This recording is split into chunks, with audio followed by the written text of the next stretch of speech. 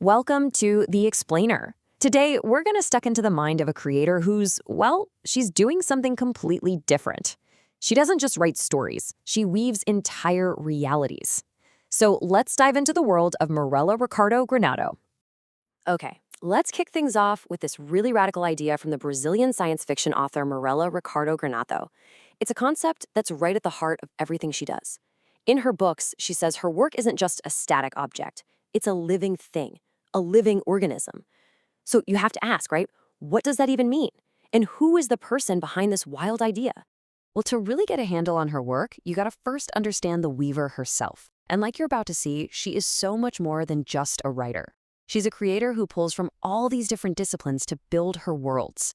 So Granato calls herself a writer, visual artist, a lawyer, and get this, a tecelã de mundos, a weaver of worlds. I mean, how cool is that? Her whole mission is about breaking down boundaries, challenging whatever's predictable. She wants to turn her ideas into actual portals for you, the reader. So yeah, she's not just telling a story. She's literally inviting you to step into a whole new reality.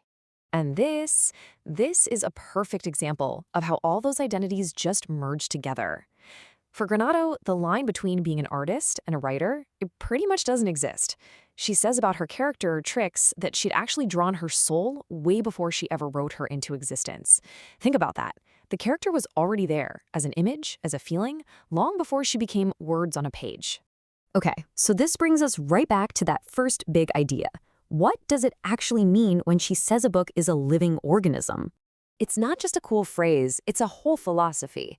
The work isn't something she just makes. She says it's channeled through her.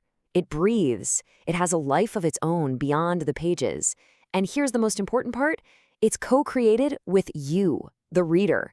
Every single time someone reads her work, they're doing what she calls a co-tezadura, a co-weaving. You're actually adding your own energy, your own interpretation to the whole tapestry. And what's so fascinating is how she frames this whole interaction.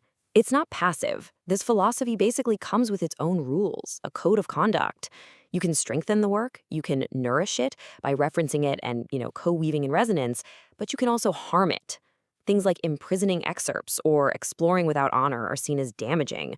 So the relationship between you and the book, it becomes this kind of sacred trust. It's wild. Okay, as if that wasn't enough, Granato's super radical approach to world building, it even extends to the concept of time itself. I mean, she completely rejects the normal way we think about time for something way more organic, something that's actually tied to the natural world. She actually calls our normal Gregorian calendar an anti-calendar. To her, it's just this rigid, uniform grid that's totally disconnected from nature's cycles. So what does she do? She just replaces it with her own creation, the luni-solar Gaia calendar. The whole point of this system is to reconnect her storytelling with the real, observable rhythms of the sky, the seasons, our bodies, and it completely transforms time from a straight line into a spiral.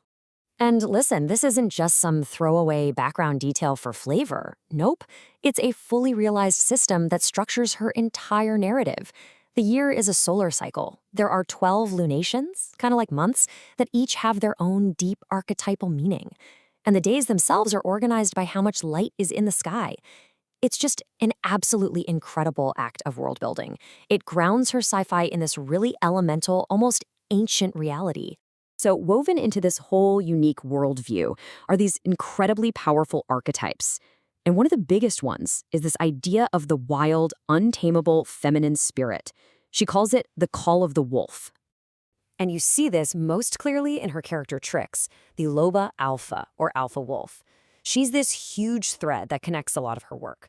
But Trix isn't described as just a character. She's a force of nature, fierce, sensitive, unbreakable. She is the living, breathing embodiment of that wild spirit. And she's not being subtle about this, not at all. In her author's notes, she actually provides a reading list for anyone who feels this call. So she's directly linking her own fiction to this deep well of really important feminist and mythological works. It's like she's handing you the source code for her archetypes. So, okay, we've got a living work. We've got a whole new form of time. We've got these powerful archetypes. The big question is, how does this all come together? Well, it all weaves into the grand tapestry of her book series. Universos Fragmentados, or Fragmented Universes. The series includes books like the cyberpunk epic Metade and Shemas, which means half in flames, and its sequel, A Neve Vermelha, or The Red Snow. And each one of these is like a portal into a totally different piece of her world. Yeah, each book explores a totally different fragment. You've got a dystopian São Paulo, way off in the year 2079. Then you've got this snowy, isolated thriller that centers on Trix, the alpha wolf. And there's even a dystopian romance set in Nagasaki. She's weaving together all these different threads, technology and chaos, mythology and revolution, across all these different times and places, but it's all part of the same universe. And all of this brings us right back to where we started. Granato's work, it's just not a story you're meant to passively consume. It's a direct invitation to participate. She isn't just asking you to read her world, she's asking you to help create it. So the final question she leaves us with isn't, what does the story mean? It's what will you, as a co-weaver, add to the tapestry?